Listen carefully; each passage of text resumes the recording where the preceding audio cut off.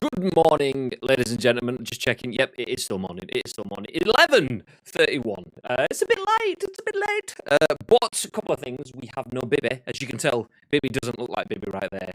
And also, car service day, I did tell you last week. So very-ish start to the show today. How are we all doing? Welcome in. For those of you who don't know, my name is Graham. This is not the man that we call Bibi. This is the man that we call Enix. We'll jump back into him in just a second. Before we do that, this is Ice Cream Uploads. For those of you who don't know, audio is broken. Fuck's sake! God, see, today I was nailing the intro and we were like smooth, but BRB.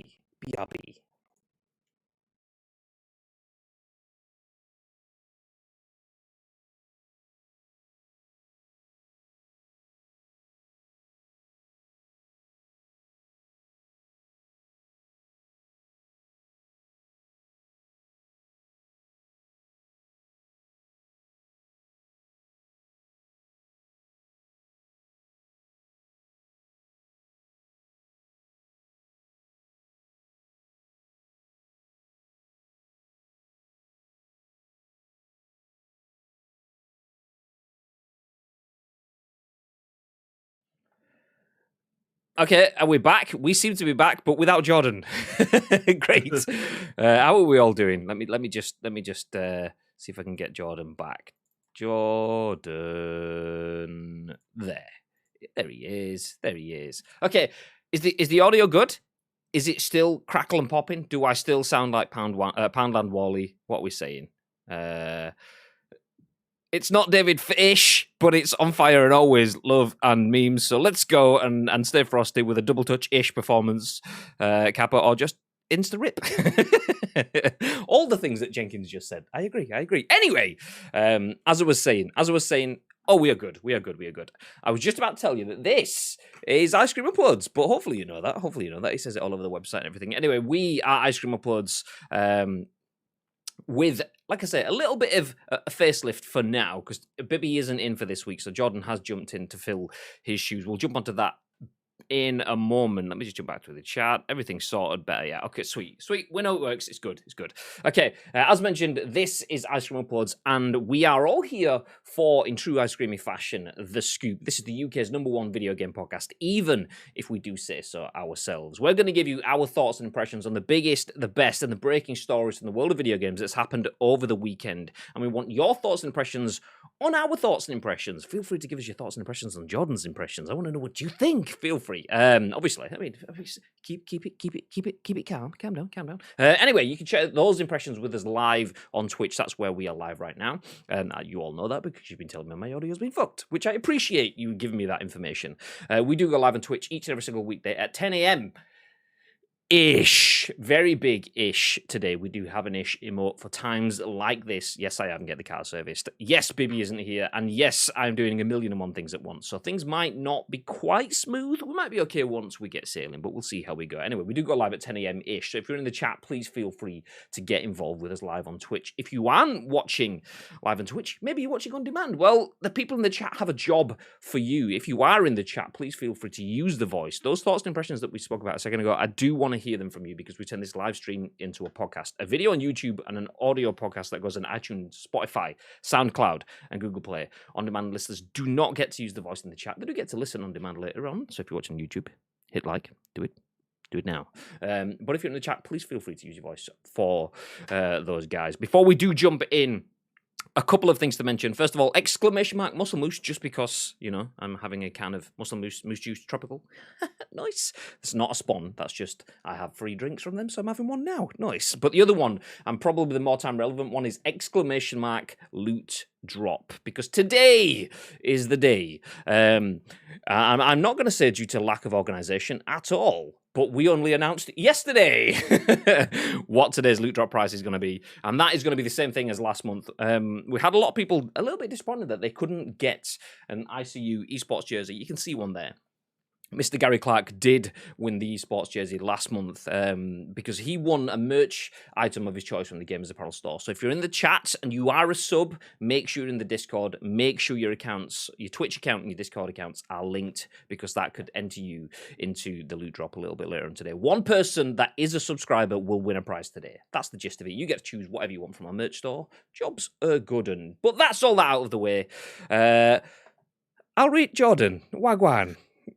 Hello. Hey, nice and patient there, just keeping your mouth closed while I fix all of the disasters that happen with the audio. For those that wondered why the audio is snap, crackle, and poppish, it tends to happen. I think it's called peaking or something like that. There's a phrase, hitching. That's what it's called. And basically, it happens when your system is overloaded, and I did all of the things because we had no Bibby today. So yeah. But when I'm not on, Bibby tends to put himself down and say, I'm not good enough to be the host. I'm a good co-host, and I tried to do but it takes two to tango. I mean, without Bib, I do all the things, and my audio shits itself. So there you go. Okay, jumping back through the chat before we start asking Enix some questions. All sorted, all good. Shout out to Kulan, who says, oh, hello. That's how Bibby says it, by the way. That's how the emote sounds if you go on to the exclusive emotes. But welcome in, Kulan. Welcome back, Lake. Oh, Enix is there. I don't know who that one is. Rastaman says, greetings, ice cream applauds. Johnny PSM says, I've never been here this early. Well, welcome in. Welcome in. Maybe it's because we're a tad late. I don't know. Ferno says, oi, oi. SteelBonsai's here. Robo Daniel is here. Says, okay, I'm going to try to pronounce this. Good Morgan. Is that it? I bet I butchered that. Lake is here. I'm not going to try to pronounce that one, Lake, though, because I will butcher that. But good morning, Lake. Good morning. Mr. Garlic Clark says morning-ish. Jenkins is here. I've already gone through the paragraph. Good morning, Jenkins. Danny Day and everyone else trying to fix the audio. Bacon Chin is here. Hey, welcome back, dude. I did see something about the muscle mousse. Someone did ask about the muscle mousse, and I've lost it. Whoever it was that asked about, is the flavor any good? There we go. Bonsai, is that flavor any good? It is. It's actually really good. It's really good. Which is good because I have a stack of it just there. so yeah. No moose juice in Germany available. So get ready for a couple of liters of mood juice. You goddamn right. I've just ordered 2 cases of moose juice. Nice. Did you use the code? Make sure you use the code. Yeah. G is all types of messed up in Dutch, but it's close enough. I'll take that. Yeah, it means good morning to you. Hey. Pipcules says, howdy, good morning. I've seen Muscle Moose in a shop recently. Can't mind what shop it was, right enough. The only shop I've seen it in was B&M, maybe? B&M, yeah. And it's a good price. So if you ever do see it in B&M, grab some there as well. I see Muscle Moose in a shop. Oh, I've read that same one. But anyway, let's jump into the split screen. It might say Bibby's name on it for now until I put the nameplates in, but it might not. Hey, there we go. We're going to stick with these on the screen because if we don't have the nameplates on the screen, it'll say Bibby's home, and that's not where Jordan is, unless he is, and he's not told us anything about it. So we'll have the nameplates on. But Jordan, good morning. Hello, good morning. So you may have seen Jordan in the chat. He is overly an Xbox fanboy, like stupid. No, I'm only joking. No, he's a fan of many things, and he's got his own opinions, which is nice. We're all entitled to those. But give us a 10-second rundown. Who is Enix, Jordan? So I'm basically an esports specialist in the UK. Work with tons of different companies, developers, all that type of stuff. And I'm currently working as an esports operator on big esports projects. Nice. So there you go. There's the man. That's the man behind the name. So Enix will be joining us today, giving his thoughts and impressions across the biggest and the best of the breaking stories, including a number of stories submitted by you guys. Obviously, we do have a Discord, ! Discord in the chat if you aren't in that. But a lot of you guys share your stories with us, and the majority, I think maybe I have a couple of extra stories, but the majority of the stories in the show today have been submitted by you guys, which is lovely to see. Thank you very much for being a part of the news. And on the back of that, let's jump in. Okay, so we have a lot of stuff today, and I apologize for the incredibly wonderful graphics that you guys have had to see on social media today. Yeah, that's me. That's me. Now we have a PSD template that has been put together by our designers. However, it only really works when you have the fonts, and I don't have the fonts installed. Bibby usually does the thumbnails for the YouTube video and for the stream and so on. I don't, so I don't have the fonts installed. And when I tried to edit the PSD, it just looked like an absolute shit show. So I thought, if I'm going shit show, I might as well go full shit show. And I even went like shocked face emoji shit show. So I apologize for the poor thumbnail. But do you know what? If it gets the clicks, then it does what it means to do. But yeah, thank you all for being here. We'll jump into the news. You may have seen that shit show of a thumbnail telling you that there is an Xbox event coming potentially this month. Well, I say potentially. The leak says it is this month. So let's jump into that first story. This one, let's get rid of the nameplates because it's over the article. This one by Jonathan Ammerman at Game Rant says Xbox March gaming event date leaked. I believe this one was shared by Bonsai, and it says right off the heels of Sony's PlayStation State of Play. There we go. And the recent Nintendo Direct, Xbox may be planning a gaming event to announce new content. A week ago, Nintendo held its first Nintendo Direct in about a year and a half. Then Sony wrapped up its first PlayStation State of Play of the year just a few days ago. Now it may be Xbox's turn for a big game reveal show. There have been plenty of rumors about what, where, and when the next Xbox event will take place. While there is still a lot of excitement around the Xbox Series X launch, it seems like a good time to let fans know what they can expect moving forward. According to the leaked information, so take this with a grain of salt for now, Microsoft is holding a quote, what's new for gaming event on March 23rd, 2021. So 3 weeks away. The lack of detailed info and somewhat ambiguous name leaves room for imagination as to what sort of event this could be. I'll just break out the news article for a second. If you're in the chat, please feel free to drop your thoughts in on what you think this event could be. We do have a follow-up article to this, which says what it might not be. But feel free to throw your thoughts in as we go. So there may also be a What's New for Windows event that will follow this Xbox event, so it could be that the proceedings are less about game announcements and more along the lines of broad-scale planning for the industry, like where Xbox may eventually go with cloud gaming. But the event could also certainly be a games reveal showcase, which is something that fans are clamouring for. With 2020 being quite the odd year in terms of standard physical or digital game reveal events, Xbox dominated the news at various points with massive news drops, like the Microsoft acquisition of Bethesda. But other aspects of the year seem to have been won by Nintendo with the success of Animal Crossing, New Horizons, and the Switch, or the head-to-head bouts with PlayStation, as it and Xbox both released their next-gen consoles. If this What's New for Gaming event is real, and Xbox has the opportunity to follow up Nintendo and PlayStation with some big hitting announcements, that could be big. There are many places that an event like this could go for Xbox. It's possible that Bethesda reveals a new game, or that Starfield is shown off and announced to officially be an Xbox exclusive or timed exclusive. Microsoft is rumored to still be wheeling and dealing, so perhaps other acquisitions could be announced as well. Meanwhile, there are also many Xbox exclusives that deserve updates, like the Halo Infinite. Okay, like Halo Infinite, Avowed, the new Fable, State of Decay 3, Senua Saga, Hellblade 2, and more. Obviously, all rumours. For now, the information is far from confirmed, but even if the March 23rd date is not accurate, one would expect that Xbox would put forth a digital event at some point to show the goods for 2021 and beyond.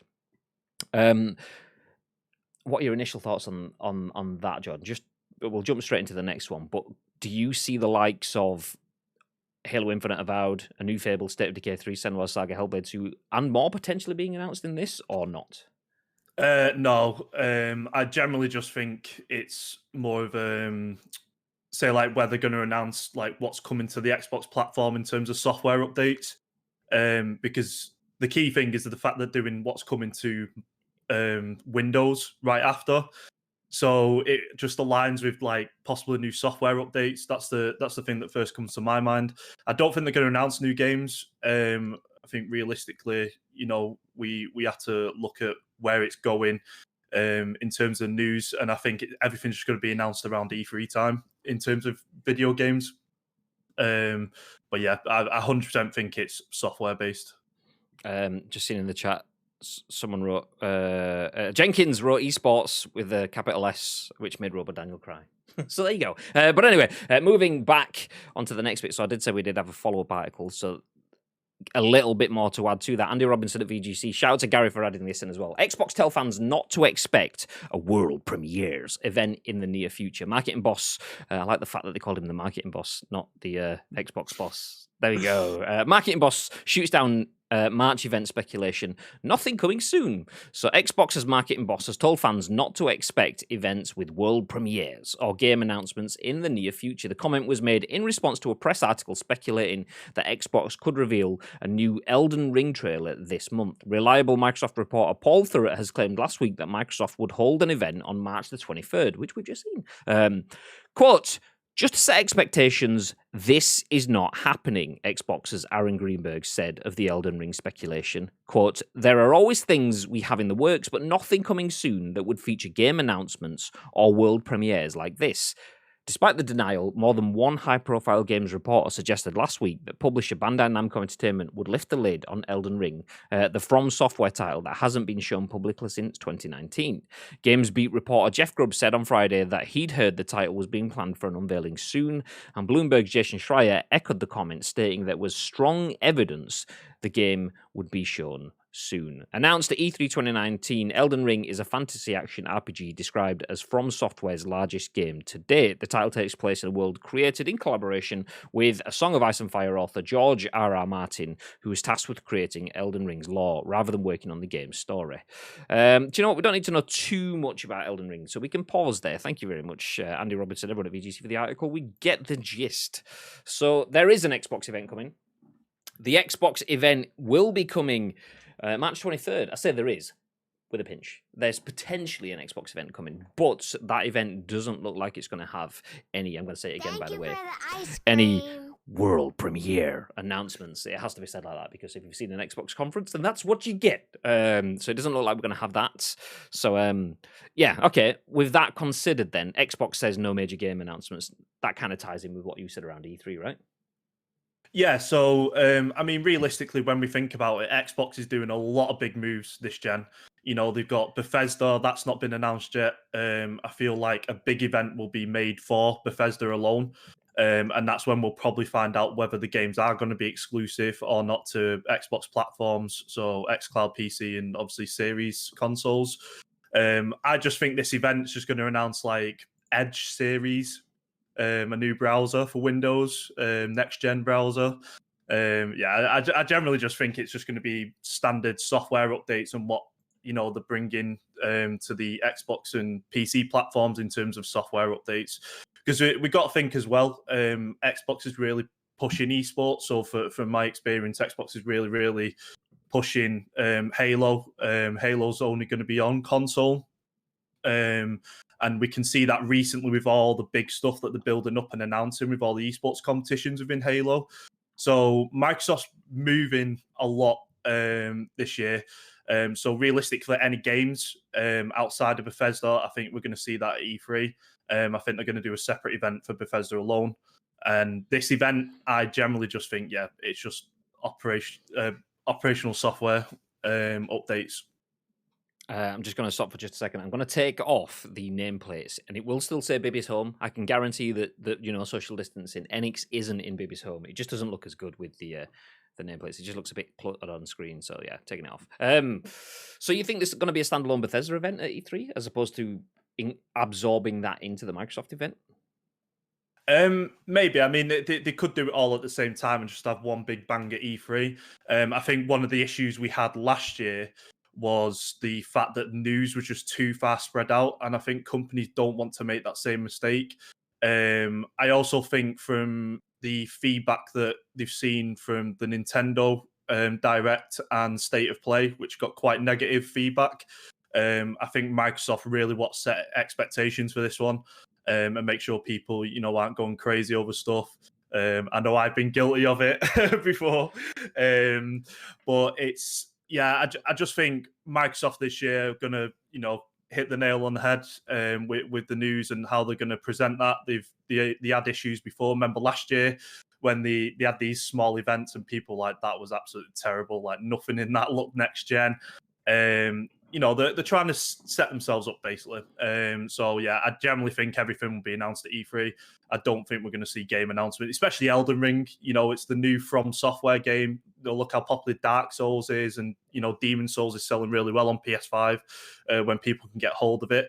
So yeah, I think that's going to be a big announcement. I don't know whether Xbox have the marketing rights for that, but yeah, we'll have to wait and see. Yeah, interesting. Okay, jumping back through the chat then, what you guys think is... I did see one comment. So Robert Daniel says they're going to announce the launch of the browser/PC app for streaming services.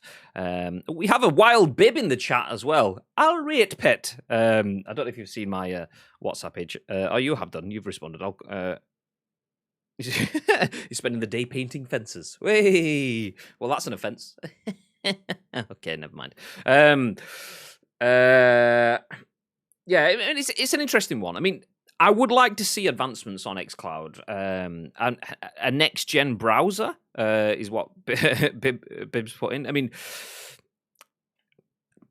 it's interesting. It's interesting. I kind of feel sorry for Xbox in this one, because if they aren't going to be having any major game announcements, no world premieres, then where did the leak come from? That's my issue, because I do feel we've spoken about this a few times. And Mr. T, I don't know if he's in the chat. I've not seen him this morning. Mr. T is one that's kind of shared the point a few times, is that even if Xbox announced this first and said there is no games in this, people will be like, yay, let's watch the games announcement show. And then when they watched it and then there was no world premieres, they would be absolutely furious. So I kind of feel for Xbox that this has been leaked. I kind of would have started to expect some gaming news within that, even if it was just setting up. No, maybe not. Maybe the E3 window is fine. I just want to point out as well, Robert Daniel has said that E3 live event has been cancelled and has put a link in the chat. Spoilers. That's the next news story. So we do have that one, but thank you very much. Not that you'd know, because we don't share what the agenda is with you guys before. But anyway, yeah, I mean, I would like to see more games in, because I do kind of feel that is not just for Xbox, for PlayStation. PlayStation, I think, had a strong launch lineup. Other people might not, but I feel like there was a lot of games. There's still not a wealth of games, but there was a lot, obviously, from the PS Plus collection, which was last gen, and then a few games around launch. I was kind of hoping we would start to see more trickling out. That's just me being a greedy gamer. So by now, I feel like I would have liked to seen a few extra titles or a few teasers that something is coming, that things are happening, particularly from the Xbox side of things, because we know that they don't have their specific titles. That's been their weakness, their Achilles heel. They've put a lot of time and effort into fixing that, and that is something that will definitely change 100% with the amount of studios and acquisitions that they've made. Maybe I would like to see some of that stuff, but I'm probably wanting to run before I can walk. It's probably good to just focus on okay. Maybe we see some changes to Game Pass. Are they going to have any discounts? Any additions to Game Pass? Is that going to change as a service? Are they going to roll that in with xCloud anymore? I think probably it makes sense that we do get some updates on xCloud, because we haven't had.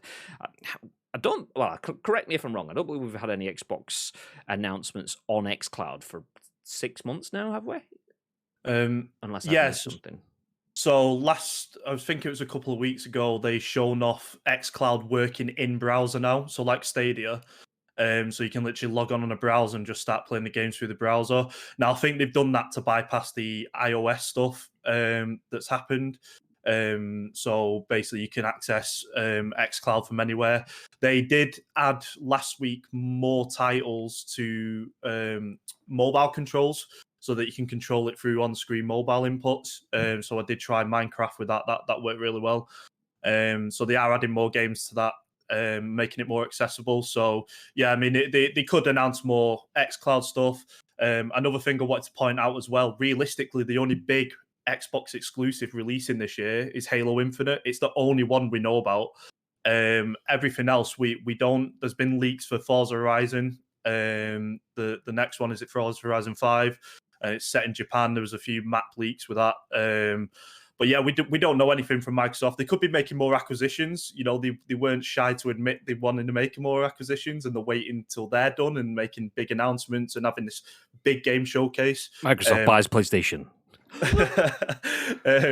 Well, obviously the biggest one, obviously that creeps up, I know I've been told off for it before, is obviously the Sega, and there's a joke now going, "Oh, Microsoft's taking over Sega every Wednesday," and there's a big joke about that. But if they're not shy from taking over developers, and they want to make sure that they have this big celebration of games, possibly around the time of E3, and just showcasing everything that's coming to the Xbox platform, that might be the best idea for them and what they're actually waiting for. Well, there's been a lot of comments in chat. I was going to jump on Wes's comment, but it's gone off the screen. I will come back to that one. But before I jump on that, because the conversation has naturally gone from one place to the next, which is good reason why I've put this as the next article. So there is an event happening this month.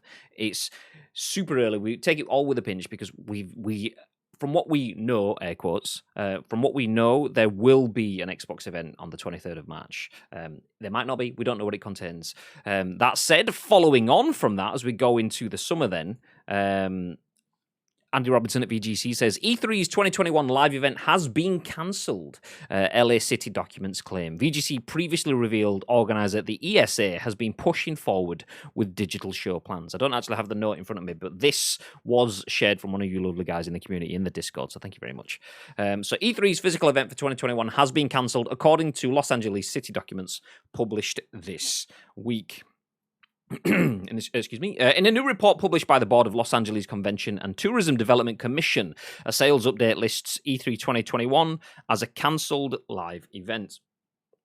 Ooh, I've got muscle moose juice burps. I apologise for giving you all of these audio feedback. My bad. The document states that the convention board is working with E3 organizer, the Entertainment Software Association, in brackets ESA, on broadcast options at the Los Angeles Convention Center and the nearby LA Live complex. The city board also claims it's, quote, working on a 2022 and 2023 license for E3. The cancellation would mark the second year in a row the E3 event has been called off due to the coronavirus pandemic. As exclusively revealed by VGC this month, the ESA has been pushing forward with plans for a digital E3 event this summer, but it still requires the backing of major game companies. That bit, obviously, this is me just ad-libbing now. That bit is quite a considerable statement. So the ESA has been pushing forward plans for a digital E3 event this summer, but it still requires the backing of major game companies. So the ESA wants E3, but they don't necessarily have people on board yet. Interesting. Okay, let's keep going. According to E3 2021 pitch documents sent to games publishers and seen by VGC, the ESA has outlined its proposals for this year's event, which would see 3 days of live-streamed coverage held during the previously announced dates of June the 15th to the 17th. The broadcast event would be supplemented by media previews the week before, as well as demos released on consumer platforms, according to the ESA's proposal. However, the E3 2021 plans still require the approval of ESA's membership, which is made up of the industry's biggest game companies and who have significant influence over the direction of the show. The ESA was already facing significant pressure to reinvent E3, with several major publishers, including EA, Sony, and Activision, having abandoned the event in recent years, and that was before 2020's cancellation, after which many companies, such as EA and Ubisoft, enjoyed success running their own digital events. Multiple games publishing sources had told VGC they're working under the assumption that the physical event would not take place this year. Do you know, I think we're good with the article there. We don't need to keep going. Obviously, you can see the full article on VGC if you want to keep reading through that. I think we get the gist. E3 is not happening. This, I don't believe, has been confirmed. It may have yet. This article came out on the 27th of February. It's obviously the 1st of March now. It may have been officially confirmed. But I think it's pretty much nailed on. E3 2021 physical event sadly will not be happening if this is to be believed. The ESA do want to push forward with plans of a digital E3. Do you see that happening, Jordan? I mean, it's a natural progression, really. I think that's the only way they can do it. I mean, I can't even go out and get my hair cut. You know what I mean? Like, You just need to get yourself a Danielle. I mean, she cuts my hair and it looks badass. Yeah. That's why I've not got a hat on today. Yeah. Sorry, continue. no, I did my own hair. Like, yeah, it's absolutely terrible.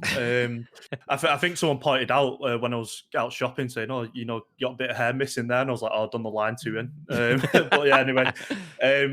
But yeah, it's natural progression. You know, we said E3 needs to change. I think we could see that for a long time. You know, with companies pulling out because it's either being too expensive or they could save money doing what Nintendo's done.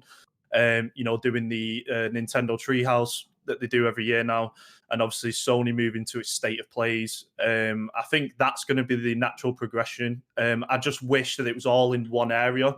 Like I mentioned before, last year the news was too spread. And people giving teases left and right saying, "Oh, we'll let you know more about it in 2 weeks," and then that 2 weeks ended up being 6 weeks, and people start getting annoyed. Especially, I mean, it might have been a bit different because we had 2 new consoles released last year. But yeah, I think E3 is still that staple. It's like Christmas for gamers. You know, I think we talked about it multiple times in the chat. I can't wait for E3. I literally take my time out of work and everything. I remember hosting an esports event, and it got to a point where I was just rushing people because I wanted to get back and watch the conferences, get a pizza and watch the conferences. But yeah, I just think E3's just a special time for gamers, and I think it always should be that. And I don't think it should be diluted. If it has to be, you know, online, then fair enough. Realistically, with the pandemic going on, physical contact with thousands of people, that just wouldn't have happened. You know, so it's going to be interesting to see if they do a digital event, how that's going to look, and you know what's announced there. But I just think Nintendo, Sony, they've taken that away with, you know, their own sort of format. I just hope they do it all at the same time. I think that's probably my wish. Yeah, the interesting thing for me is I love E3.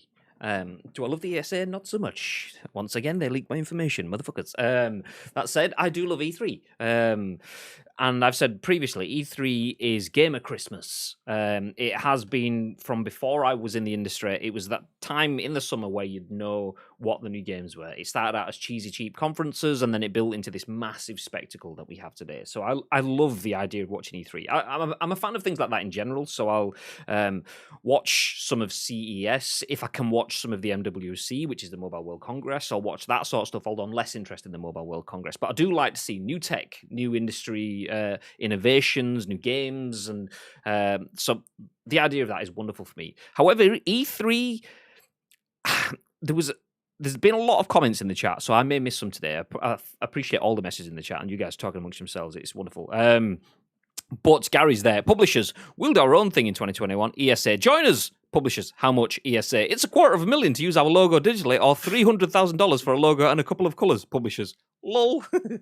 But I mean, that's kind of it. Like, what do the thing before is the ESA gave something that the publishers couldn't get. The ESA gave an audience of press, of media, of global coverage. And to an increasing extent over the last few years, footfall of crowds, people that could turn up and play the games as well. Obviously, take away the footfall now entirely because footfall is irrelevant now. It's a COVID world, at least for this year. So that's gone. Okay, so that's something that the ES have got taken away. What else do they offer? Well, they offer coverage and exposure and actually, you get more viewers doing it on your own channels where people can watch and follow and subscribe and give you ad revenue on your own channels for free, and you don't have to spend $250,000 to get coverage there, or whatever the numbers are. I just don't understand what E3 offer. I will then add in a caveat. I don't understand what E3 offers to someone like Sony. Sony understand that too, which is why they went elsewhere. But E3 does offer a lot to smaller brands, and that, not smaller in terms of just pure scale and size, not in terms of quality. So Devolver Digital have had some huge success over the last 12 months. From what I read, maybe Devolver were just on the cusp of it, but the Ubisofts and the Sonys all had massive success doing their own broadcasts on their own channels over the last year. Smaller brands, not so much. They got significantly less viewers because the joy of E3 is it's good for the industry. Not only do I get to see what I want, but smaller developers, indie publishers, they will get more eyes on the content that they're trying to put out into the world, the games that they're trying to develop, which benefits them hugely. So essentially, the trickle down off of the Sony and off of the Ubisoft and off of the Microsoft helps devolvers, and then way below, down to the one-man band developer, solo publisher kind of things. They all get so much more from E3, but without that, they don't get as much. So, yeah, I don't really see where the benefit of E3 is, because solo developers and solo publishers, one-man bands, are not going to spend £250,000 to be on a broadcast, because they can't afford it. And someone like Sony is not going to spend £250,000 to be on a broadcast, because I'll just do it myself, thanks, but no thanks. So it's difficult. I love E3. I just don't see what they offer. Well, I mean, let's jump back through the chat, because there has been a lot. I will try to catch up. Where was Wes's comment from before? Ice Cream Pods, I agree. Think if you're going to make that big move in getting Bethesda, etc., you'd want to make a big song and dance of it, surely. That was regarding Microsoft having a Bethesda standalone conference. Yeah, it's an interesting one, because if you have just bought Bethesda, having a big Bethesda conference is one way to make that song and dance. But the other angle is if you've just bought Bethesda, can you make that song and dance and make it part of the Xbox family? It depends on what angle they kind of want to go with it, because you can do it kind of either way. Either you keep the Bethesda announcement itself and it's still this big thing, and that is good if they want to satisfy the whole of the market. Maybe that will be quite telling, because one of the conversations we do keep having is Bethesda going to make Xbox exclusive games from now on? Yes, they have Deathloop, which is at least a timed exclusive on PlayStation, and they have other games that I believe have been sworn to being cross-platform. But once those are out of the gate, do they go, that's it, shut that gate, PlayStation are gone, you cut off? If there's a Bethesda-owned conference, that kind of, maybe not exclusively, but that kind of signifies to me that they want the idea of working with other brands. If Bethesda gets absorbed into Xbox, then maybe not. Maybe that's the start of it just being exclusive. Maybe not. It could mean more than that. But yeah, I think if there is a standalone conference, that allows them to focus on delivering content for Switch and focus on delivering content for PlayStation, and making sure that Doom, which has had an incredible year, can still keep hitting massive numbers across all platforms without having to worry about watering down the messaging within the Xbox conference. I think actually there's a conversation. I may have to cut off some conversations. It's not the fact that E3 is happening or not, but more to do with the fact that games recognize that E3 week is when publishers, etc., announce their new software. I mean, that's it. That's kind of, if you think about E3, almost have E3 is now less so much an event and more so much a date and time and a calendar, and that's the key thing. Is before we had to go to one event, we had to watch one broadcast, whereas now anyone can do a broadcast from anywhere. I'm in a bedroom in Salford. There we go. That's it. So there we are. You watch it. People can be watching this around the world online. The world is a little bit different now. But now what we have is that time frame, and it doesn't even need the ESA relay. I mean, if the ESA kind of corral everyone into a window of June the 15th to the 17th, and then we still have that celebration, wonderful, but they don't really even need to host it anymore. So we kind of, all we need is an organizer, the industry itself, to self-regulate and go, we're all going to do it in this week. Nice? Yeah, nice, wonderful. And then E3 can still exist without the ESA in that sort of sense. E3, Mr. T says, E3 as the in-person live event is not happening. They're still looking into digital solution, working with publishers, etc. So yeah, I'd expect publishers doing their own thing with some kind of E3 branding during that period. A hell of a timeline to put together a digital show by June, a full one anyway. I imagine most brands will be fully on with digital showcases by June anyway. I would be surprised if E3 alike doesn't happen, just because there's all sorts of other bits, and it's not just the outside content. There's all of the retail side of it. I mean, that's kind of the hidden loss of E3. I mean, obviously we all miss the big messaging and stuff all being run by the ESA's calendar, but it's all those little backroom meetings where retailers and stuff discuss how much stuff's going to be purchased for the next year. I mean, I pretended I know much about the retail side of the industry. Not a clue. But you get what I'm saying. There's loads of meetings and that stuff gets missed. And then you get the little one-to-one developer interaction stuff. That all kind of gets missed. Yeah, I would be surprised if we don't see something of that ilk, something in the same vein, even if it's not run by the ESA. Robert Daniel says, I miss real events. Yeah, me too. Me too. Sorry, Graham. No, continue. There's probably one thing that's actually quite good about not having live events that I think all of us who've worked in events before is one, con flu. So a lot of staff would end up getting ill and not being able to work right after conferences. So I know like a lot of us would put that in place just in case, because you're dealing with a lot of germs around. I think obviously the pandemic's brought that to light. I know a few people who went to E3 and worked there end up getting ill, and they had to be off for a week or two, which obviously for the company is a bit of a hindrance. And obviously knowing from working at events before, the prices have gone up exponentially, as we know, with E3, and especially with the cons in the UK.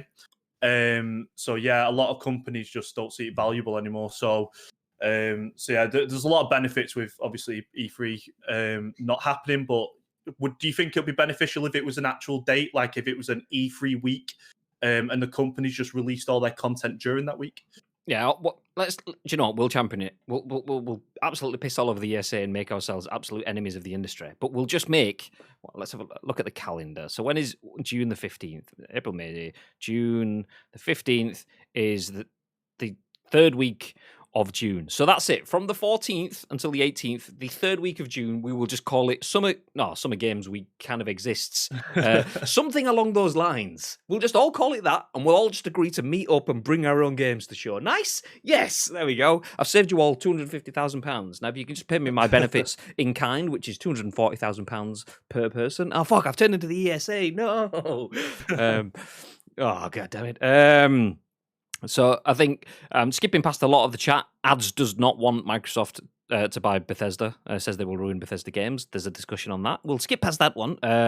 But it's weird. COVID. Wes says it's weird. COVID. Oh, chat keeps rolling away. COVID has kind of forced the hand of companies to rethink how they operate. Same goes with games companies. I think looking at the delivery that Nintendo have continued to do, it's really slick. I mean, that's absolutely. Everything has evolved apart from the ESA and E3. I mean, it's difficult because if you look at Gamescom, I wouldn't necessarily say the Gamescom conference was particularly great, if I'm being honest, last year, because it was there. We covered it. I wouldn't necessarily say there was anything particularly within it that absolutely screamed, I'm so glad I watched this. It was almost a conference for the conference's sake. And that's kind of the digital world has taken away the need for E3 and has taken away the need for Gamescom and has taken away the need for EGX. And that need is purely from a marketing perspective. There is many needs to all of those events. Some of them are business meetups. Some of them are community meetups. Some of them are trade meetings. Some of it is literally just getting your hands on playing a game and then not even touching on the social and community stuff that comes from around all of these events as well. There's an incredible amount of stuff that could be done at those events. But yeah, Nintendo have definitely evolved. Nintendo leaving and doing the direct stuff before anyone else. It was almost like people were laughing and pointing at Nintendo. Why are they doing these really crap little videos when everyone else is like full on auditorium with bright lights and look at little Nintendo's crap. And little do we know, 2020, and it's like, wow, okay, Nintendo are miles ahead of the game. But some of it was intentional, some of it was just obviously COVID enforced as well, but it's an evolution. It definitely is an evolution. The way that they've continued to deliver with the Nintendo Direct Minis and so on. But that whole situation, kind of, there's no real need for the likes of any event, and that's where I think they need to evolve. E3 needs to evolve, as does Gamescom, as does the others. But Gamescom has opening night live, so Gamescom has an actual event, a broadcast around the event. E3 doesn't. E3 just talks. Okay, everyone, let's come to E3, the big thing. Okay, well, what are we going to talk about E3? Oh, we're not going to talk about E3. We're going to talk about Sony. We're going to talk about Microsoft and all the rest. Oh, okay. So we're not actually going to talk about this E3 thing at all whilst we're here? No. Okay, but Gamescom goes, come to Gamescom and let's talk about Opening Night Live, which is the opening of Gamescom. And they make themselves part of the conversation. They add a little bit of USP for their branding, for their messaging, and you don't get that at all with E3. And I don't think Gamescom have gone full circle, like fully realized where that avenue is, but there needs to be a reason for the event, and there isn't one. Hello. There isn't one with E3 at the moment. Hey, food delivery. Cheers, gorgeous. I just want to show you all this. Dunkin' Donuts, bad boy on the top there. Yeah. This is what happens when you start the scoop mega late. So yeah, E3 has no USP. It doesn't bring anything to the table. Gamescom have started doing that, and I think when they say they need to find what was the wording? They basically want to take it in a new direction. I can't remember what the phrase that they actually said, and it was, but they wanted to reinvent it. And I feel that's where the reinvention is needed. Give us benefit. Why am I using E3? What do you bring that I can't get without doing it on my own? Let's jump back through. John says Sea of Thieves is banging. Rare has done really well with it. Yeah. No, it's good. It's good, actually. It's good. Gary says E3 is incredible and I loved every minute of being there. The issue is the ESA being so out of touch. And I think that's it, though. It's that out of touch element. It's we've got an event, it's massive and people come. Okay, do you want to improve it? It's massive and people come. We make shitloads of money. Yeah, I know you do, but do you want to make it better? We literally make tons of money more every year. Yeah, I know you make more, but is it getting better? Are you no, literally last year, we made more money than the year before. I know you did, but is it getting better? Because that eventually will tail off. You'll hit a ceiling and you'll just be going down, or someone else will evolve. So yeah, E3 definitely does need to evolve in that sense.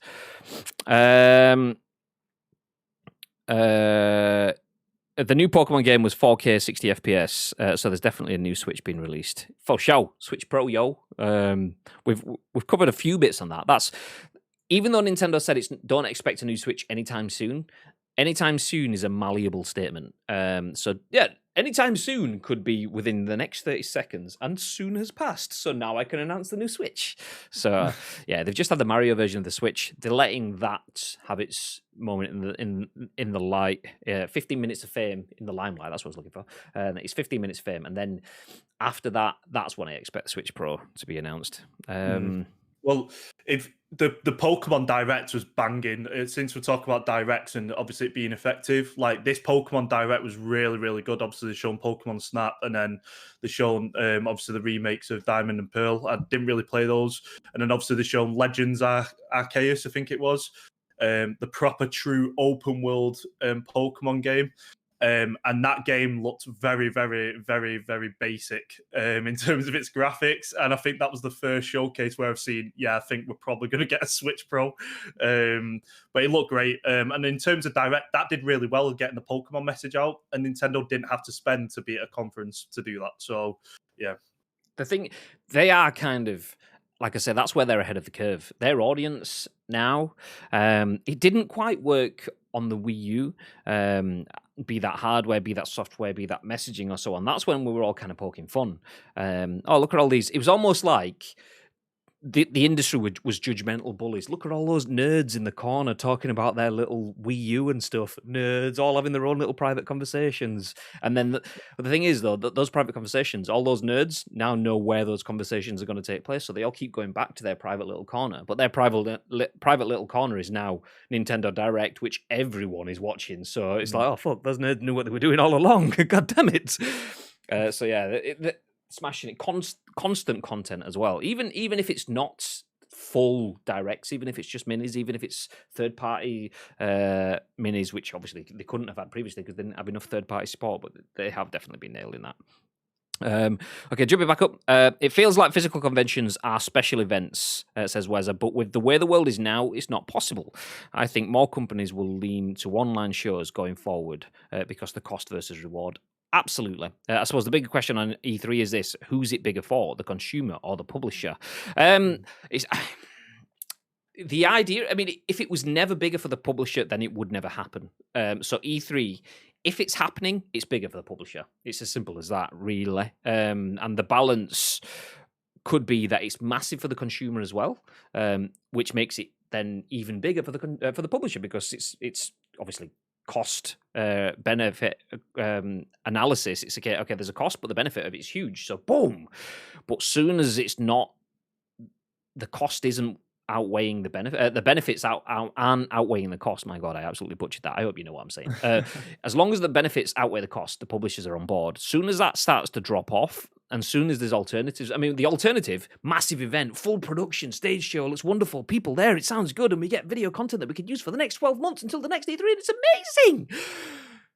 Okay, alternative is stream on Twitch and it's a bit naff. All right, nice. And then fast forward a few years, and actually you can do all of this exceptional stuff streaming on Twitch, and your broadcast on Twitch can also be amazing. You've got all these different brands and products and stuff that use Twitch as well now, and you can use Twitch Prime, and you can get the chat there engaged, and they can all download the game and play it at home whilst they're watching the show live on Twitch, and it's amazing.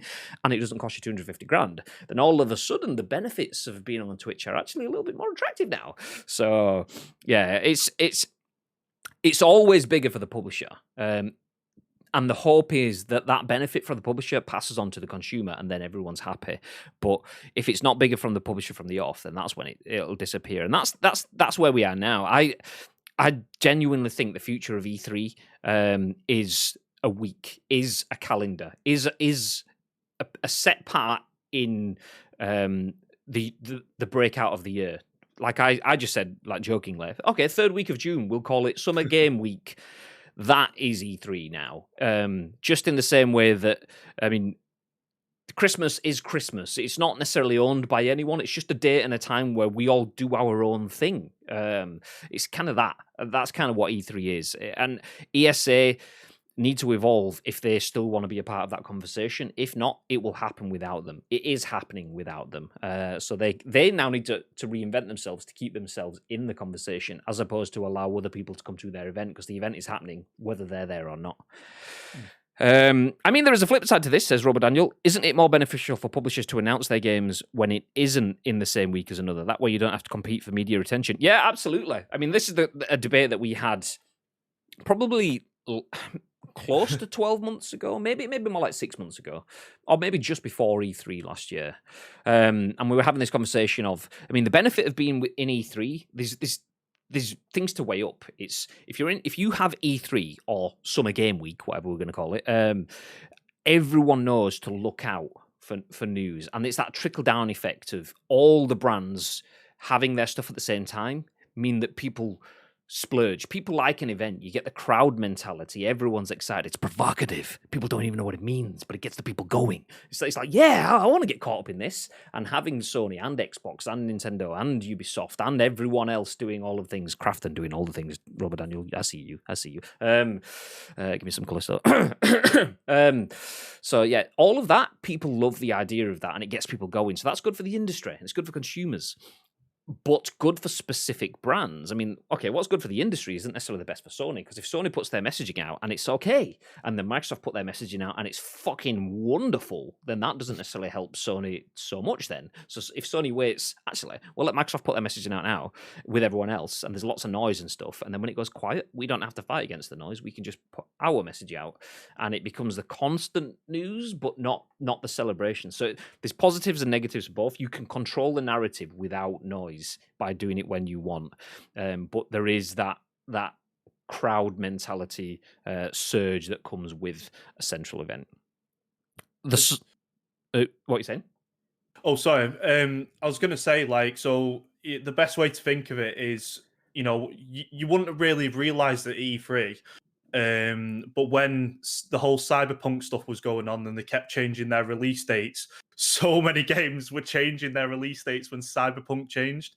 Now, if you think, if everyone was announcing everything on the same day, like E3, sort of makes you realise that probably a lot of people are gutted that maybe a big title, so like the new Final Fantasy, was releasing, and a lot of the JRPG and RPG developers were like, oh, actually, we didn't know that. Do we change the date, or do we just keep it? You know, and then Cyberpunk obviously changed it, and it kept changing. And even after it released, it pretty much led the news for quite a few weeks. So yeah, I think it makes you appreciate it is a bit of a war out there in terms of when you release your games. And I think when you can choose when you announce your games, give you that strategic sort of advantage. So I think a lot of companies might appreciate that. Yeah, absolutely. I mean, like I said, there's multiple different scenarios that comes off that. There was a comment from Daniel. It's gone off the screen again now, but it was like the idea of going in your own window means that you become the headline and not just a footer, which is huge. But the flip side is that some brands would absolutely love to be a footer, because some brands wouldn't even get to be a footer as well. So having that whole thing in the same window means that, okay, I'm looking at this VG 24/7 article and I scroll down to the bottle and, oh, look, there is something there that I've not seen, and people might click on it. People might be absolutely ecstatic at that. So yeah, there's definitely multiple different narratives coming off that. Which one's the best? Who knows? How long is a piece of string? Okay, keep get. Nintendo started a trend with their directs. They fucking did. Nintendo, they made this. Maybe that's it. They absolutely full on rolled out the Rona so they could get Animal Crossing to be what it is. Absolutely. There we go. We've heard it here first. Their drops of additional fighters for Smash. When I saw the Donkey Kong Banjo Kazooie video, I lost my mind. Exactly. So much content from Nintendo. And that's the good thing. Nintendo haven't necessarily had the greatest content for me. I mean, a lot of it's kind of like same but different for me. Obviously, I'm not their core demographic, but they've still had content to keep the messaging going. They've made the Mario 35-year anniversary last for 35 years, what feels like, but there's been stuff coming. The Pokemon 25th anniversary, they'll absolutely drag that out as well, but not to the point of doing it to death. Maybe for some, but keeping the conversations going as well. E3 are also likely still smarting after the personal info leaks a couple of years back. I know all about that. At this point, it's not even worth getting the defibrillator out for E3. Let's evolve it into something much bigger and more universe-friendly for everyone, not just someone's pockets. That's the thing. The ESA is a governing body. Yeah, I know they're a profit-driven organization, but it's about making sure that video game entertainment electronics for the whole of America should be in a healthy state. It shouldn't be more about putting them in a place to take a shed load of money off people. It should be a case of they should be there making sure that the industry thrives in the best way possible. And at the moment, the industry is thriving better without them, which that's the sorriest state of it. Iceman saw my dinner and says, would rather have leftover Sunday roast with chips. I'm having in a bit. Boo. Although this looks class. Ham and cheese sandwich. Some Yorkshire crisps, which are absolutely class, by the way. And then a Boston cream donut from Dunkin' Donuts. Oh.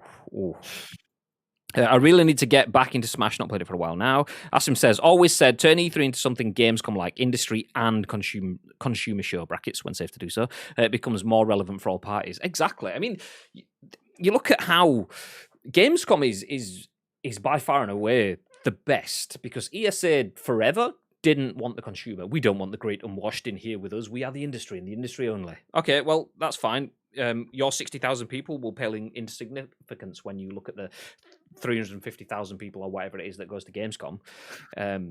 That's fine. Great. Yeah, fill your boots. And then you've got Eurogamer Expo, which is EGX now, which that had a problem in the fact that it's called Eurogamer, which is a news site, which therefore means that IGN and GameSpot and stuff like that. Do I want to go to my direct competitor's event and talk about content and stuff there? Because that's kind of publicizing that. So Eurogamer instantly is at kind of at loggerheads with the idea of we want to be a neutral event, but we're also a specific brand.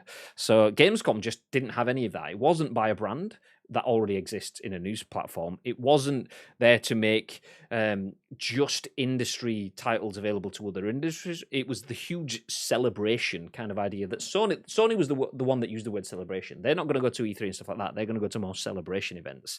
And I think that's kind of the key thing for me is Gamescom is that more of a celebration. It's not just corporate, and it's not the idea of fueling a brand. It's about it's the event. It's the celebration. Both Sony and Microsoft could do their own live event once events are back and have it focused on themselves rather than being needle in a haystack like you are at E3. These publishers now know that E3 isn't as valuable as it once was to them, unfortunately. For sure. Strange 2 there held off on Breath of the Wild 2 news. I reckon Breath of the Wild 2 is going to release and get revealed with a Switch Pro, potentially. Big title to push it. Baby says the software in the Wii U was so underrated. That's why we now have 4 billion ports of those games on the Switch, so people can actually play them and remind people that they slept on some bangers. For sure. Okay, everything's just scrolled. I'm erring now because I'm just going to try catch up with chat. I'm going to miss out a bunch of messages. I think whatever the next con is going to be a madness. Us nerds want to get out and play games with our friends.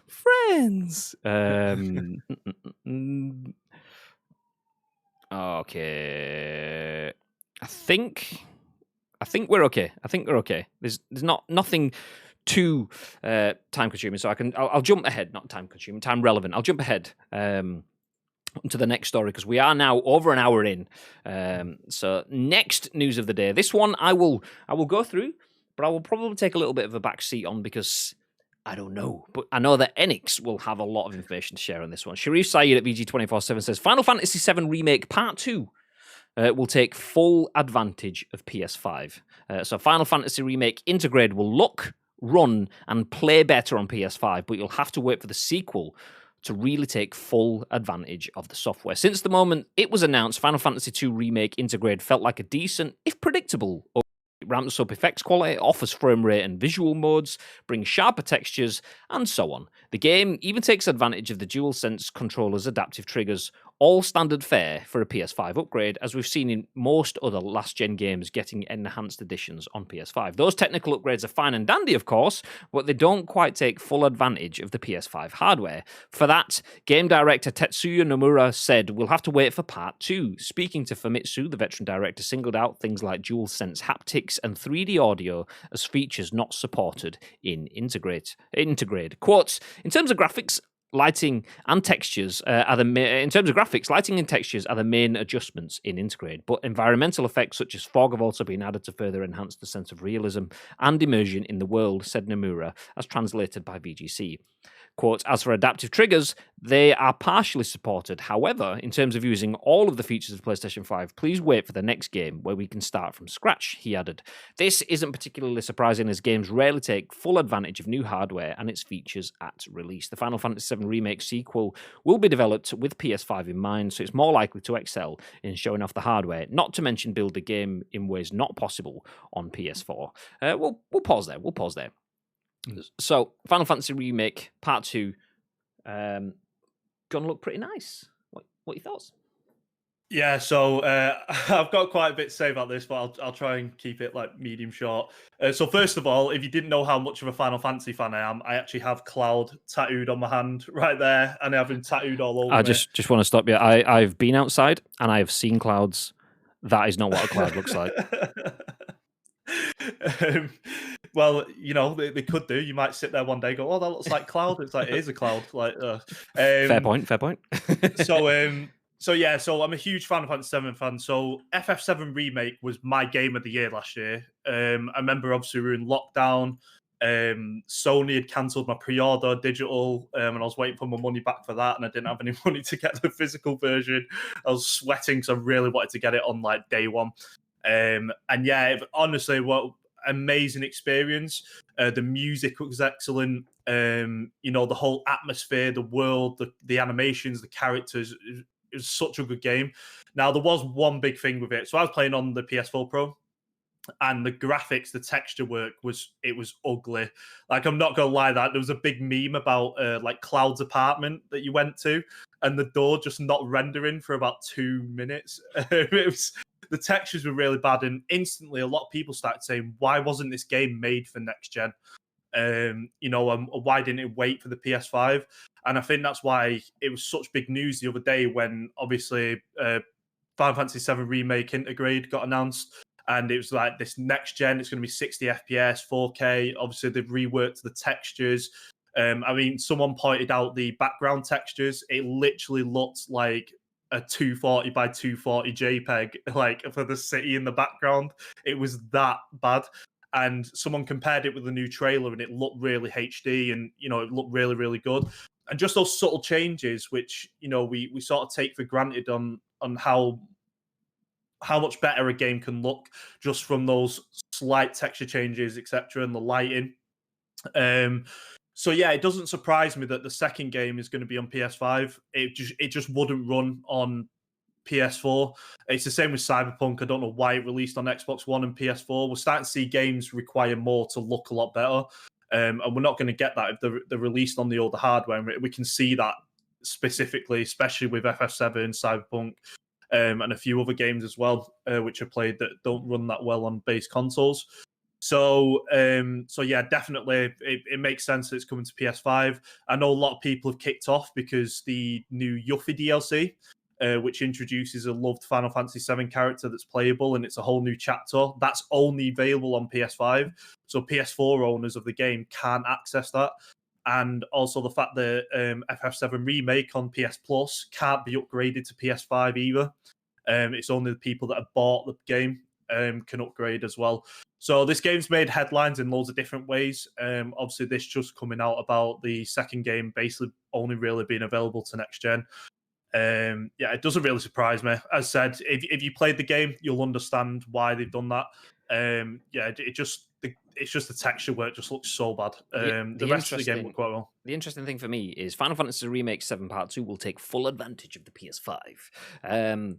So the article kind of touched on it as well. Basically, when you're making games for the PS4, whereas it's the Final Fantasy VII Remake sequel will be developed with PS5 in mind, so it's more likely to excel in showing off the hardware, not to mention build the game in ways not possible on PS4. So with that in mind then, if you're building games for the PS4, there are things that you can't then do on the PS5. If they're going to say that Part 2 will take full advantage of the PS5, is Part 2 not coming to PS4? Because that's another conversation.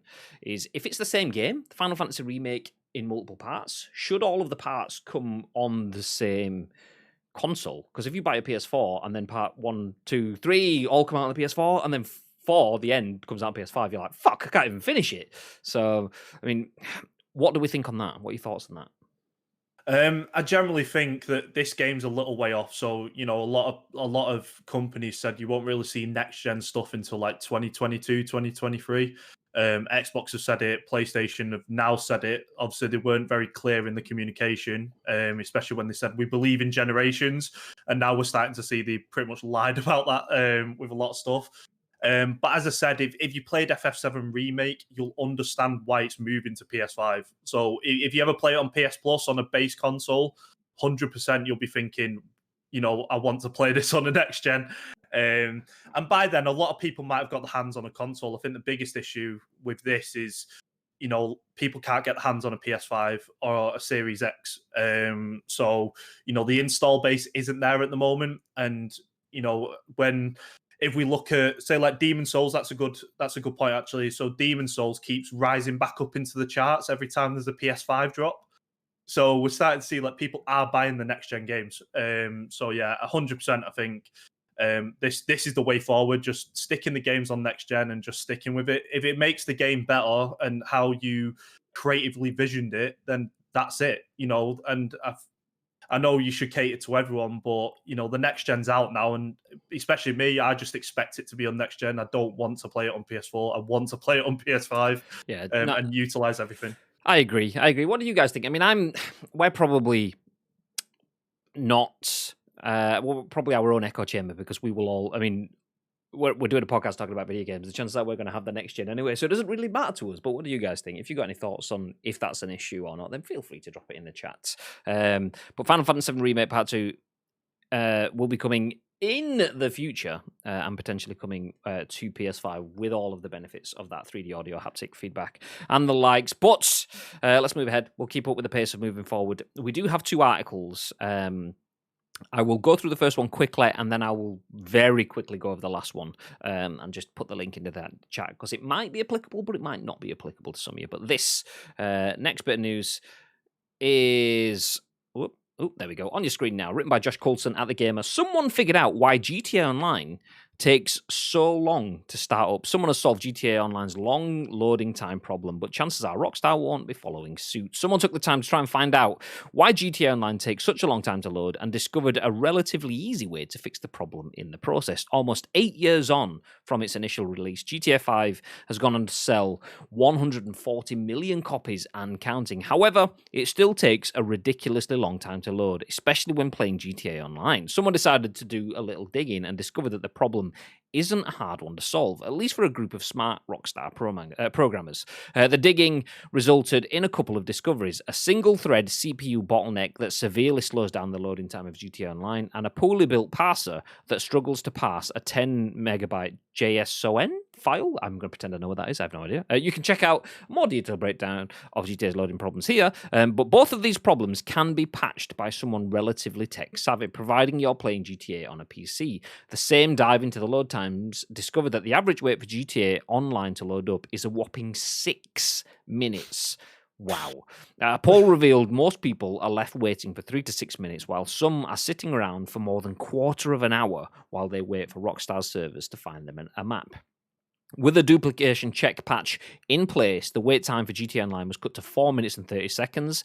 A JSON parser patch trimmed it down to a speedy 2 minutes and 50 seconds. And best of all, with both patches in place at the same time, it took GTA Online just 1 minute and 50 seconds to fire up. Since those two things would be such easy fixes on Rockstar's end, it's unclear why the devs haven't put those patches in place at some point between 2013 and now. It's possible that no one at Rockstar has realized, although that seems unlikely, since the PS5 and Series X versions of GTA are due to arrive at some point in 2021. Even if this is a fix being highlighted for the first time, chances are it won't be rolled out. Load times on the new gen version will be even better in comparison if they remain unfixed. The load screens are also filled with in-game ads while loading up GTA Online, giving players longer to take in those might well be intentional. Interesting. I mean, what are your thoughts? Is there a reason? I mean, I'm thinking of the reasons why they haven't patched those bits in. I mean, the first one obviously is security kind of stuff. Maybe it's longer because, I mean, I don't know anything. This is just purely speculation. Maybe it's longer because it's safer. Patching those bits in might make it less safe. I don't know. I mean, it could be. The other one, obviously, which is the one that they're mentioning there, is the loading screens. Brands do a lot of calculation on how long to keep people loading, be that in queues, like literally in shops and in businesses. I remember I went to Google headquarters in London for a conference, and I was chatting to one of the staff, because Google, like a lot of large businesses, have staff canteens that offer free breakfast, free lunch, free dinner, free tea, free whatever you want to call your meals. You just go in, grab your food, job's good. And for breakfast and stuff, it's usually quiet, so you grab your food and you sit down. The same for something in the evening. Most people have gone home. But in the middle of the day, they tend to have queues because everyone's going for food around 12, 1-ish, 2-ish. People tend to go for the food at the same time. There's more people going at the same time, so you get queues. But Google actively want queues. They realize that having queues is good because it gives them a time to be able to, for them, not sell, but for them, they want to have a queue time of up to 3 minutes, I think they said it is. Anything beyond 3 minutes is a waste of time. It pisses people off and it makes people angry. But less than 3 minutes allows colleagues the time to speak to people in the queue. So if I'm stood in the queue waiting for my I don't know, sausage, cheese and beans, whatever, and the person behind me is stood in the queue, we could just be like, "Are you all right? Busy day? Yeah, nice." And just have a little bit of interaction, and then a week later, you might see the same person and the conversation. Basically, you can build workplace relationships, make friends, essentially.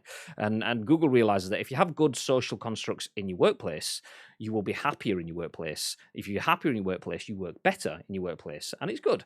So is that what this is? Not from trying to make friends with the game, but are they using that time creatively? Are they taking those load screens as a time to say, have you seen that there's the new Perico heist or whatever it is now? And you can put money into this and you can buy that and you can get these things. Is that what it is? Why do you think it takes so long to get into the game? What are your thoughts, Jordan? I mean, we got to think this game was made with the PS3 in mind back in the day. I think it's got to do with something like that, and also a lot of people pointed out that because this game makes so much money through microtransactions, as we've seen with a lot of companies, they get complacent and they bring out updates. But I just think if it works, why change it? I mean, one big thing that puts me off playing GTA Online was I'd sit there and I'd be literally thinking about why I'm wasting my life looking at a loading screen. It's taking so long to, that thing where people say, like, the most depressing moment is when you just sat there looking at a black screen or a loading screen, You reach for looking your at yourself. phone. Yeah. Yeah, looking at yourself, and that's what it was like. I literally had time to do my hair, like practically, pretty much on the loading screen while looking at my screen. It was that long, and it has put a lot of people off. But I know so many people play. The resurgence of GTA RP online as well. We see a lot of streamers doing that now again. And yeah, I mean, they could be advertising, and it is manually put in that it is that long. They might have fixed it, but they, as I just said, they manually put it in. So you're exposed to shark cards and all these different things that they sell. I remember when I worked at games, so many people were buying shark cards, like it was ridiculous. Same with FIFA points. So it is very popular. But yeah, one of the things we've got to think, it was made for the PS3. And it just seems like they just keep adding onto it, basically. Just tacking stuff on, tacking stuff on, just to extend its lifespan. That's all I keep thinking. Yeah, I mean that kind of makes sense. Like that makes sense. I mean, you kind of have to feel that if the fixes are there, then surely you'd use it because some, like I was saying about the thing with the Google example that I gave is Google want people to stand and meet and make conversations because they know that time is useful to a point. After 3 minutes, you're just pissed off now. I'm start waiting for my egg and cheese and beans or whatever I said it was. And the person behind me, I've spoke to them and I've got a sour face. That's not helping me make friends. They've got a sour face, so I don't want to make friends with them. And it's a waste of time. And if you sat there, it was in the article, one person, or not one person, but some people were waiting for over 15 minutes to find a map in GTA Online, depending on their systems. That's wrong. I mean, not wrong. I mean, it's wrong anyway, but it's not good from a marketing perspective because you'll get pissed off with seeing ads, shark cards and stuff. You'll just start to associate shark cards with being bored shitless, which is not great associative marketing. But yeah, maybe we'll see things changing. I mean, if they ever do start to phase off the bottom end of the generations, then maybe, like say, if they roll away PS3 and just focus on PS4 upwards, or even go brutal and get rid of PS4, I highly doubt that anytime soon. Then maybe that would see things change. But you know what? It's all speculation. But if you're on PC, make sure you check out the patches that we've mentioned because you could be in a game in 1.5 minutes. Job's a good one. Can you imagine waiting 15 minutes of? Nope. Like, I'd just be on the phone call to a mate going, yeah, kid, yeah, do you want to go for a run? It's like, why? It's like, oh, I'm just loading in GTA Online, mate. Like, I've got a good while to wait yet. I just wouldn't play it. I would not play it. It would be as simple as that. I don't have too much time anyway to play games. I get a good amount of time, a lot more than a lot of people, but still not shitloads of time. So 15 minutes is nope. Nah, I'm gone. I'm gone. Number one reason I don't play GTA is the loading time, says Robo Daniel. GTA Online is shit for solo players, says Iceman. I, for one, cannot wait to see the backside of the last gen of consoles. And that's the thing as well. You don't realize, like, until, I mean, if you're in the dev side of things, so maybe someone like Daniel's probably noticed it already, but for me, who is around dev but not too close to it, so I don't really need to see the ins and outs of it. It's almost like the last generation of consoles have been good, but now we're at the end of it. There's a lot more cracks in the paperwork around it. So it's almost like the whole thing's covered in plaster, which makes it look wonderful. But now we're at the end of the generation. You strip back that plaster and you realize there's just a hamster and a ball running away because, like, we've got so many games that are trying to punch well above the expectations of the console now. And I don't think maybe someone can give me some examples. I can't think of PS3 being so stretched at the end of the generation as PS4. Is that just because we've made the console last longer than it should have done? Is that because games have advanced much more faster than they've done in the previous generation? It could be a bit of both. But, I mean, Cyberpunk, obviously, is the greatest example of a game that was made for that generation, and that console just isn't good enough. That's probably just the game being too far ahead rather than just the console not being good enough. But yeah, the current generation of consoles, whilst they have been exceptional for 7 years, particularly early on, not so much now. Now it's a case of, we need them to do stuff as a minimum, and they're just not equipped to it because the world expects much, much more. 7 years, 7 exactly. There you go. Okay, let's move into our final news article. I believe it was Bonsai once again that shared this one. I could be wrong. If I'm giving you credit for Bonsai's article, then my bad. Or Bonsai credit for your article, my bad. But if you're interested in Xbox Game Pass, this might be of interest to you. Robert Anderson from IGN shares how to get 4 months of Xbox Game Pass Ultimate for less than 20 quid. Game Pass is the deal to keep an eye on. So if you're an Xbox, you should probably be checking out Xbox Game Pass as well. Game Pass Ultimate is currently one of the best deals in game, and it's hard not to see why. It's the highlight of Xbox consoles in last gen and current gen, and it's all Xbox Series X gamers can talk about, apart from that close call with the Xbox Live Gold price hike. That was a few months back. We covered that, by the way. Nice. If you're a current Xbox Game Pass Ultimate member, then boy, have we got a deal for you. Following our instructions, we can get you an extra 4 months of Game Pass Ultimate for just $19.99. Not only that, but this deal stacks, meaning you can get a whole year for just $59.97. Current Xbox Game Pass Ultimate members can get 4 months of Ultimate for just £19.99. All you need to do is follow the steps below. So purchase 12 months of EA Play, which is 19 quid, at Amazon. Enter the code into the Microsoft Store. Click Agree when prompted to convert to 4 months of Game Pass Ultimate. This also stacks, so you can buy 3 EA Play codes and get 1 year for just $59.97. So what is Xbox Game Pass? Xbox Game Pass is a gaming subscription service available for Xbox consoles and PC. Over 100 games are available to download at no extra cost from your subscription, and you've got access to some of the best games ever released on consoles. How much is it for a year of Xbox Game Pass Ultimate, just in comparison? That's the only thing missing from this article. So you can get a full year for $59.97. That is pretty cool. But how much does anyone know how much Xbox Game Pass Ultimate costs for the year? Because, I mean, that's kind of a no-brainer. You get access to Xbox Game Pass Ultimate 12 month is around 170-ish, something like that, depending on. Yeah. So yeah, there you go. If it's around 100 quid, you can get it for 60 quid. Bosh, there you go. Have a bang on there. Well, there was a thing a while ago with Game Pass where you could stack the £1 stuff. So you basically you got like 2 to 3 years for like 70 quid or 80 quid, and a lot of people use it. I mean, I'm doing the Xbox All Insider or whatever it is, All Access. That's it. So I've got like 2 years of Game Pass Ultimate with my Xbox Series X, but yeah, I mean, it's good value. It's you'll spend that on one PS5 game or one Xbox Series X game if you bought it separate. So I actually did have a parent actually ask me 2 days ago. I think you had more than one.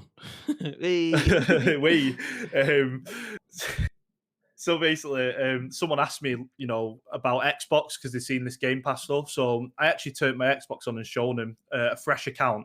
And I said, if you put Game Pass on, this is what you get access to. And it was like a ton of games. I was just scrolling for ages, and I was like, this is what you get pretty much with your subscription. And I went, wait a minute, there's EA Access as well. Boom. And it's like, is that Dead Space? I was like, yeah. Is that Skate? Yeah, you can play them as well on backwards compatible. And, so for value, it's amazing. And, it's starting to show that, people are struggling to pay for expensive games now.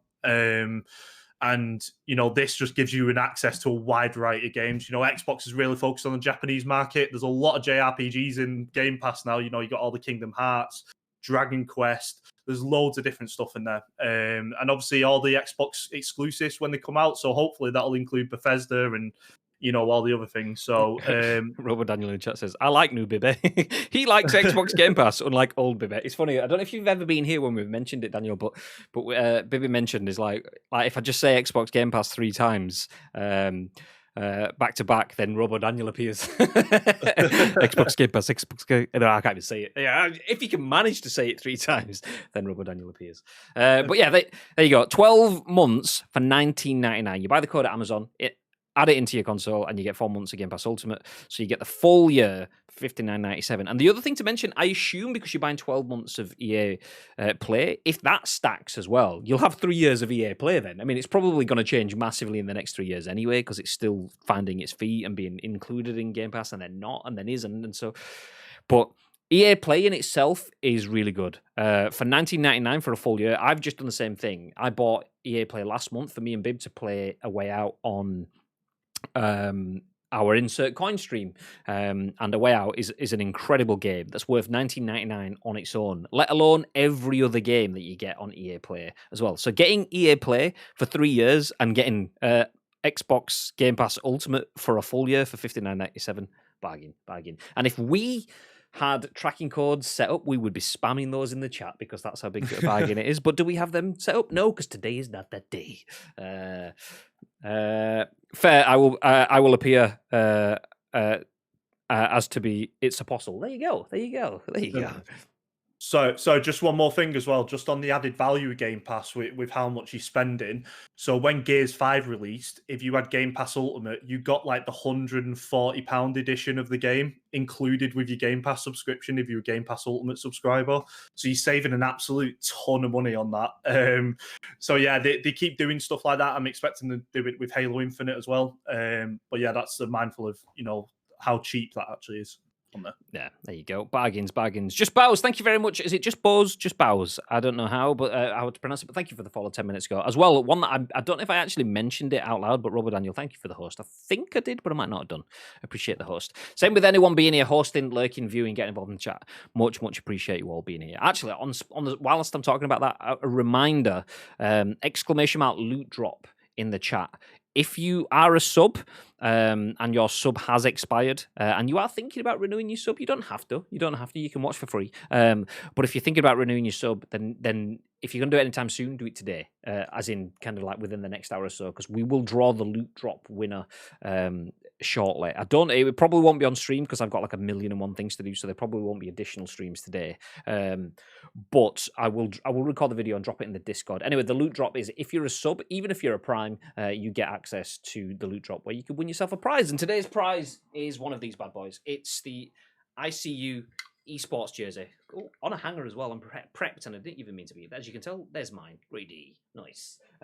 So yeah, if you are going to be a sub, make sure you're a sub today. You don't have to be. It's only for your own benefit to make sure that you get the extras with it. But yeah, there you go. Sales pitch over. Wasn't meant to be a sales pitch, but it turned into one. So there you go. Do you think the push for online services like Game Pass could be damaging to game companies selling individual copies? You as a consumer save so much money, but as a company, does the industry fill the gaps in loss? Well, that's the thing. I personally don't, but only because I've not seen any concrete evidence that shows me the contrary. I think things like Game Pass are exceptional and can be really good. I kind of think they're more like loss leaders, though. I could be wrong.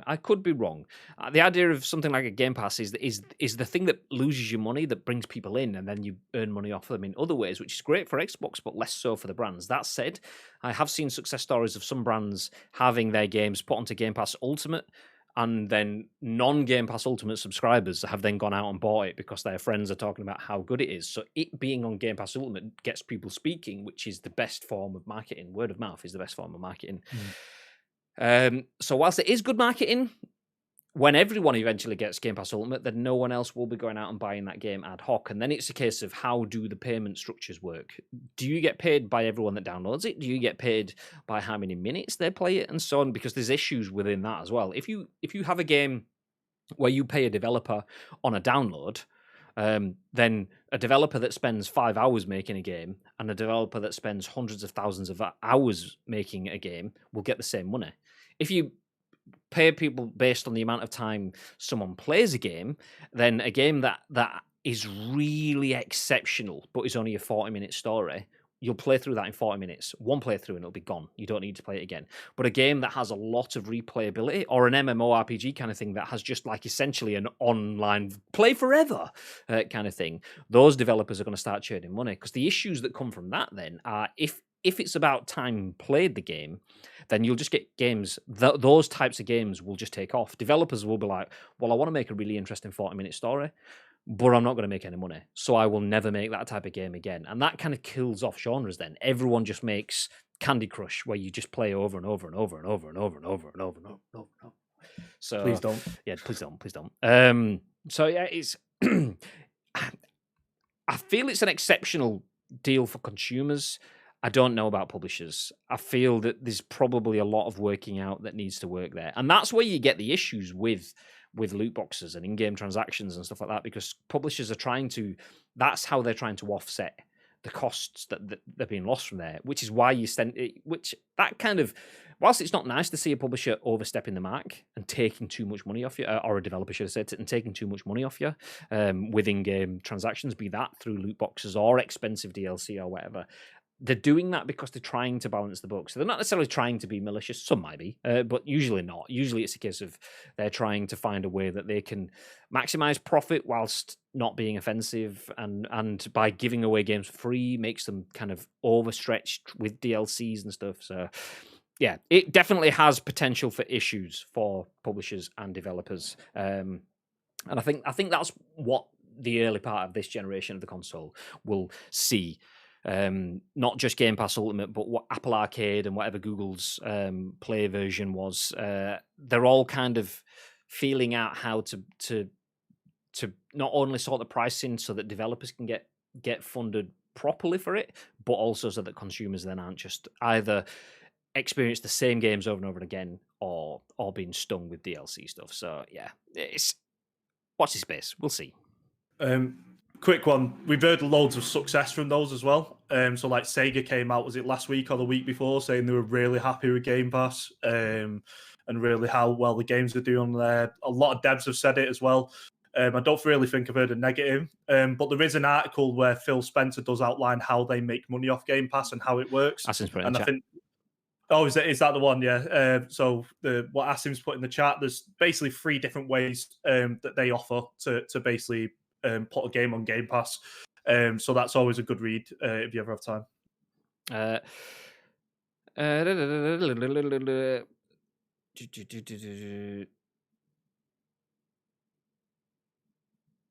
Yeah. Okay. Yeah. I will let you guys read through that. I was going to see if I can give you a 10-second skim, but yeah.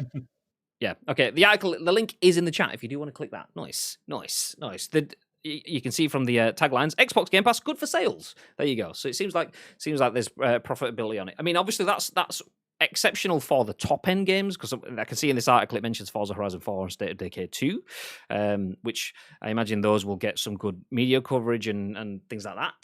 But the lower end games and things, obviously there has been, and not just using Game Pass, I know there has been criticisms of the models previously, and those, obviously, they started off with mobile, with Apple Arcade and with Google's version. Google's payment system was quite heavily criticised, and they've changed theirs quite a bit. Not payment, but their compensation system for their developers and so on, how they get compensated for putting their games within the store. Whoops, slapping the mic.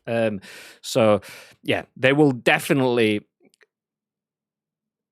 What's the word I'm looking for? Mature over the next generation. There we go. Nice. Awesome. I'll give them a read. Enjoy.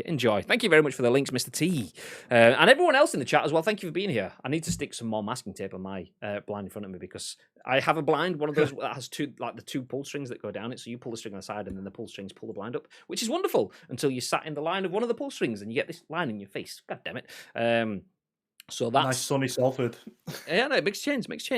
But yeah, we are going to disappear. Thank you everyone for joining us for a very busy show. We had a lot of people in the chat today. We appreciate you all being in the chat. A lot of people lurking as well, so we appreciate you lurking. Shout out to the lurkers. If you do want to lurk, we do have an exclamation mark lurk command. I know that kind of defeats the point of lurking because you type it in the chat, so you don't have to use it, but we do. Just if you want to. That said, we are going to disappear. This is where I would usually go. Is there anything you want to add, Bib? But I will take care of that bit. But any closing thoughts? Anything you want to mention before you disappear, John? No, I just think if you want to see, if you're a Halo fan, over the weekend I've been testing out the new Halo flight, and they've added loads of new stuff in Halo 3. It's been really interesting to see like how Microsoft and Xbox and 343 are going back and fixing that game and adding new stuff in. It's got animated visors now, backpacks, like loads of cool stuff in the new map. Yeah, always keep an eye out for that sort of stuff. The more people test it, the better it comes out. So yeah, that's my final words. But yeah, thanks for having me on the show. It's always great to help you guys out. So yeah, it's good to have you on. If anyone else would like to appear as the guest host on the scoop this week. Bibby is away for the full week, so we have 4 more days of shows. So if anyone would like to jump into the, I want to say the hot seat, the other seat. It's not so much the hot seat, but if anyone wants to jump into the other seat, then feel free to get involved. We do have a Discord, Discord in the chat. We'll give you the link. Get Gary Clark on. Gary, are you free tomorrow? 10 a.m.-ish? Let me know. Would love to get you on. Garlic Clark, yes. So there you go, Discord. If you do want to be on, obviously the minimal stuff that you need is, as you can see from Jordan, webcam, headset, mic. Purely so that we can see you, you can hear us, and we can hear you. That's it. They don't have to be streamer level. Jordan does stream, by the way. If you do ever want to see anyone playing Halo stuff, I mean, the test flight stuff, will you be streaming that, or are you not allowed to stream that? I'm not sure, actually. A lot of people have been posting some stuff. I might do. They had some crazy modes on last night with the Spartan hammer and stuff, so it was pretty cool. But yeah, I might stream it. I'm not too sure. I'll have a look. Well, Enix's name has been in the chat, so if you want to give him a follow, then feel free to click on the link. What is your Twitch URL? Give us a shout out, Enix. Twitch.tv/ENIX13 or XIII. Yeah, that is related to Final Fantasy. It's so much easier to say to see than it is to say. ENIXXIII. But there you go. I'll do